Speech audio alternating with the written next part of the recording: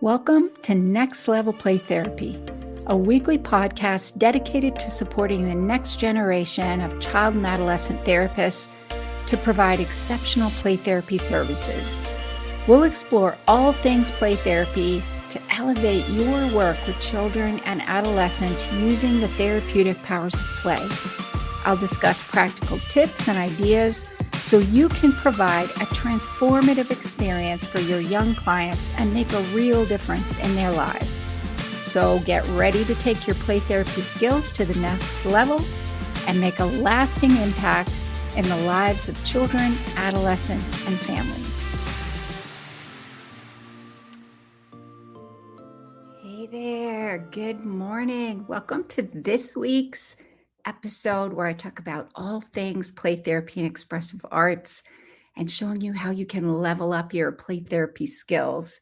This week, I want to focus on a question that comes up all the time when I'm working with play therapists. So when I'm doing play therapy trainings and in my play therapy flotation program that's called Play Therapy Academy, this question comes up a lot. And that is, can I use play therapy with adolescents? Or another version of that is, how do I use play therapy with adolescents? And usually underneath that question, if you kind of peel back that first layer of the question, the core of the question is really around play therapies for kids. I don't want to make my adolescent clients feel like I'm treating them like babies or insulting them, treating them like little kids. So will play therapy even work with adolescents? And I always answer yes. And so that's what I want to talk about today is how do you use play therapy with adolescents so that they don't feel like you're treating them like babies? And what does that even look like, play therapy with adolescents? So if you're joining me today, if you're joining live today, I would love to see who's here. I live stream every week into my social media platforms. So that's my YouTube channel, which is Cathi Spooner, or Renewing Hearts Training, Cathi Spooner, and my LinkedIn, so Cathi Spooner on LinkedIn, and my Facebook group, which is a Facebook group for child and adolescent therapists who want to use play therapy and expressive arts with children, adolescents, and families.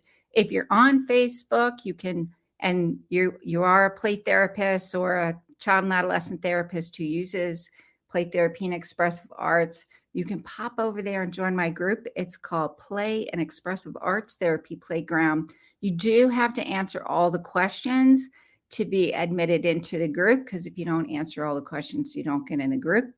And so I always like to make sure to tell people that.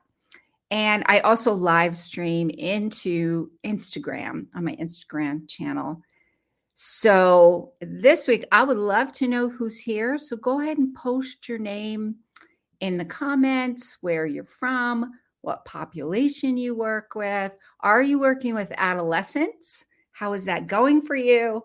What questions you have about that? So I'm Cathi Spooner. I'm a licensed clinical social worker and a registered play therapist supervisor here in the United States. And I have been in the mental health field working with children, adolescents, and families in a variety of capacities for about 30 years now. And I pretty exclusively use play therapy and expressive arts when I'm working with children, adolescents, and families. Truth be told, I will use play therapy with adults as well, especially when I'm processing for trauma. You can see all my Sandtray miniatures behind me. I love using Sandtray, and I find that to be a really powerful modality, including with adults. So I'll use art and music and other types of expressive arts with adolescents and adults, and I have gotten some really amazing results to help them overcome those challenges that their experiences. So I thought I would talk about that today. I'm also going to talk about a course that I have, because about 2 years ago, I took all of my years of experience and training and created a course called Expressive Arts in Play Therapy with Adolescents. You can also, I use a lot of the things that I use in that course, excuse me, I will also use with adults. So you can also use if you work with adults. I find these to be really useful. So I'm going to talk a little bit about that at the end, and a little bit of you're getting kind of a sneak preview on the course about some things. So you'll want to stick around at the end and hear a little bit about that. Anyway, welcome. So today we are going to talk about how can you use play therapy with adolescents. So feel free to pop in some questions. The first thing to think about is when you're working with adolescents, making sure that you are focusing on some of their core developmental tasks that they need to work through. And we can do this using expressive arts. So I'll talk a little bit more about that. First and foremost is really understanding what adolescents need in the treatment process. And a lot of what they're working on has to do with those core developmental tasks of figuring out who am I, what are my values, what are my beliefs, what do I like? What do I not like? How am I different from my parents? How am I different from my siblings? How am I more like some of my peers? How do I fit in with my peers? How do I interact with my peers? How do I make sure that I'm not rejected? How do I do this social thing? How do I do this dating thing? Who am I in relationships? And what do I want out of relationships? What matters to me about those? And so these are all going to be influenced by and will influence their mental health and what they're working through. We know that anxiety and insecurity is part of the growing process.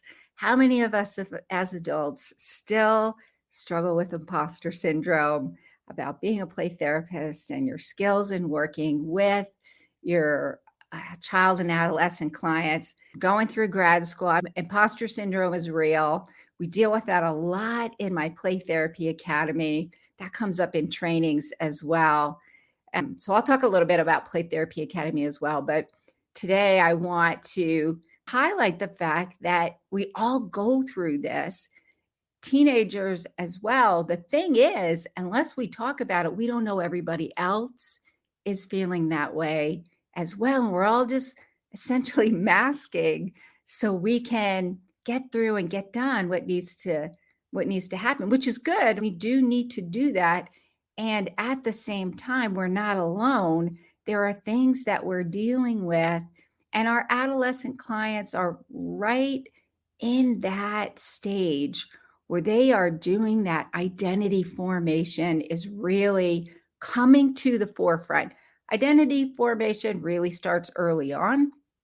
And at the same time, they're really in that individuation process in adolescence. And so these issues are going to be prominent in the treatment process. And so being able to process those in a way that isn't too overwhelming is the key, helping them understand their core beliefs that are influencing their decisions, their beliefs about themselves, their beliefs about other people, and their beliefs about how they interact and who they are in relationships and how they do these relationships. And that'll show up in a variety of capacities. And a lot of times what I find when I'm working with adolescents who are coming to me because they're having mental health problems, these are things that we're working through. So what are expressive arts, and how can you use expressive arts in play therapy to help your adolescent clients address and resolve some of these things that are going on? And so first, what are expressive arts? Play therapy is an expressive arts. It's one type of expressive arts. There's also, and so keep in mind also, Each of these areas comes with a whole expertise. So there is art therapy. So I use art, and I'm not an art therapist. That's a whole specialty area. When I use art in play therapy, which means I'm going to use art to help my clients access the therapeutic powers of play using a theoretical model within the context of a safe therapeutic relationship. There are dance and movement therapists, drama therapists, poetry therapists. You can use expressive arts like writing and poetry. These are all creative ways to explore and process mental health, social emotional wellness, and being. And so when it comes to adolescents, one of the things we want to do is we need to meet them where they are and what's of interest to them. So we know kids love playing. So you can use play therapy, and its population is ideally children, because we know children play.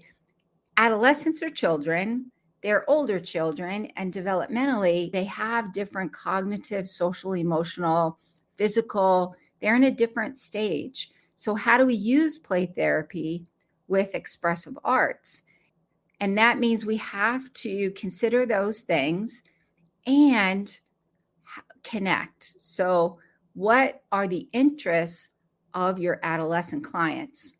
Vast majority of clients love music. If you explore a little bit more with them, they're having some of that creativity.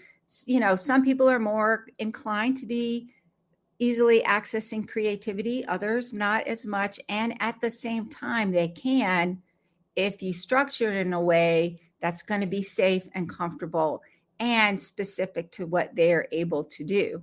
I have some adolescents who are really creative and they're more techie, so they like more of the tech things. How many things online now can you do with art, with music, all of those kinds of things? So meeting your clients where they are and using expressive arts will help to begin to develop that therapeutic relationship, inviting them in to trust you. We know that is the first task of any treatment process, establishing that rapport, which all creates that sense of safety as we invite them to go deeper, becoming more vulnerable to explore some things that are painful and overwhelming. So creating that space, and expressive arts provides a way to be able to do that non-verbally first. So then if they're able to do it verbally and process that experience of whatever it is they've created, poetry, writing, drama, all of those different things, you can use that creative outlet as a way for accessing the therapeutic powers of play, like self-expression or access to the unconscious or counter conditioning, which I think of as essentially cognitive restructuring, or helping them tolerate and address things that are painful to begin to kind of rework it. And exploration of relationships and attachment, and how all of those have influenced their life. So using expressive arts gives a creative and kind of nonverbal way that will help them stay within their window of tolerance, so that they can gradually begin to explore and process and make sense of and come to terms with whatever it is that's bringing them into the treatment process. So expressive arts, when you're able to use expressive arts to access those therapeutic powers of play, using a theoretical model within that context of that therapeutic relationship, is play therapy with adolescents. So and that's one of the things in the course that I'll talk to you about. I really took all of my 30 years in the mental health field and created this course to give you some ideas how you can use expressive arts with your adolescent clients. Plus, there's lots of activities that you can use right away. To do this, though, brings me to my third point for today, which is grounding the work, creating a framework grounded in theory that is going to help you navigate all of the stages of the change process, where you're using expressive arts to help your client through all those stages of the change process. And I love using neuroscience and attachment theory to provide me with a really solid framework for using play therapy interventions, and that to help access those therapeutic powers of play. And so I will use attachment theory and neurosciences as the lens through which I conceptualize what's going on with my clients.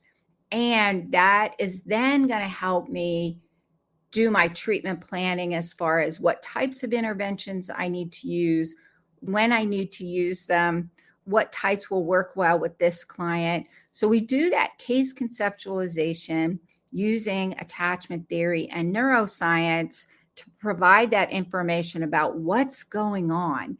But underneath those behaviors, why is it happening? What are the patterns going on? What's going on with this issue that brings my client into the treatment process? And then I use that case conceptualization to help inform my treatment planning. What am I going to do? How am I going to do it? What types of expressive arts activities am I going to use?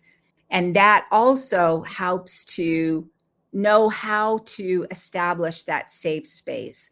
We know from neuroscience and attachment theory that safety is the key to helping clients engage in the change process, because if they don't deactivate those threat circuits, they're not going to be able to engage in that deeper level of healing, because they're just going to be on guard. And it'll depend on the client. This is where really understanding how that works from a neuroscience and attachment standpoint really helps you to know how to pace your sessions, how to structure your sessions, what kinds of activities do you need to use in your sessions at what point in time. So it provides really strong and helpful information about doing that. So that's basically it for today. Let me just do a recap for today, which is when you're working with adolescents, you really need to understand the developmental tasks of adolescents and how those are being influenced by and influencing your clients' struggles, those mental health challenges that they're experiencing. And there's a comment from Centro Growing Carla. We just had a conversation. She is awesome. And Carla is going to make some amazing inroads in this Spanish-speaking community. I'm so excited for that.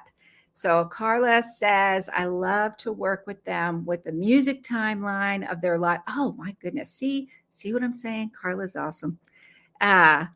Or with clients, girls, and their humor changing with lunar and menstrual diary.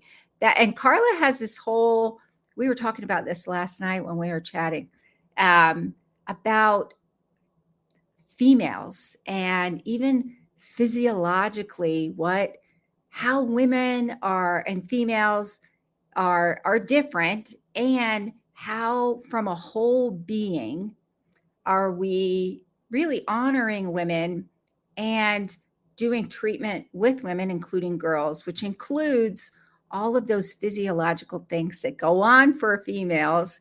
And so of that, I'd never heard that before. It was really, really interesting. So yes, I agree, Carla. That's awesome. So the second thing, which is kind of what we were talking about, is expressive arts and how can you use play therapy with adolescents. And to me, that means expressive arts, accessing the therapeutic powers of play through expressive arts, like Santre therapy, poetry. I love using poetry. I don't know about you. If usually when we talk about adolescence, for me, I kind of remember adolescence and how challenging that can be. And I went through a rough time in adolescence. And for me, poetry, and I didn't realize it at the time, man, I was like 15. I didn't know anything. Poetry was a way for me to process those really strong emotions that we have during adolescence, trying to figure things out. And so poetry and writing and journaling, and I used to do some art. I'm not an artist. I draw stick people. Um, so it's not about, are you artistic? It's about how you use expressive arts for that creative expression to explore painful emotions and experiences so that you can use expressive arts like music, like poetry, like writing and journaling, like drama and art and dance and movement, how you use those to access the therapeutic powers of play for healing within a theoretical model in a safe therapeutic relationship. And then the third thing is using a theoretical model. How are you conceptualizing what's going on? So I conceptualize using a neuroscience and attachment lens, which then if I'm looking at core beliefs, then I'm looking at the work of Peter Fonagy and his colleagues about mentalization. I'm looking at Daniel Siegel and his work about interpersonal neurobiology, Stephen Porges and understanding polyvagal theory and how that influences that mind-body connection of safety and threat and social engagement, and even how that influences the play therapy process. So using that information is how I'm going to conceptualize what the problem is, why the problem is happening, what patterns are supporting it, and then what am I going to use for that treatment planning process through all the stages of the change process. And I find using a neuroscience and attachment framework within a developmental lens, so we're looking at the developmental tasks of adolescents, that to me helps to ground the work of using play therapy with adolescents, and I would even say adults. If you're interested in Play Therapy Academy, that information, you can hop over to my website. You can also find the course over there, Expressive Arts and Play Therapy with Adolescents, on my website. My website address is rhplaytherapytraining.com. And feel free to message me if you need any help with that. And I will see you next week. Bye for now.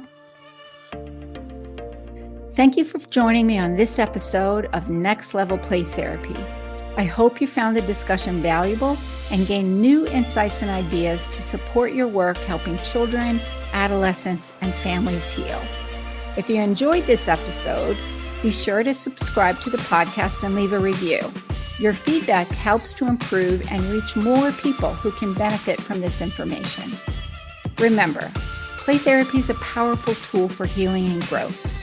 Whether you're a new play therapist or experienced, I encourage you to continue your learning journey to unlock the potential of play and your own work in relationships. If you have any questions or topic suggestions for future episodes, I'd love to hear from you.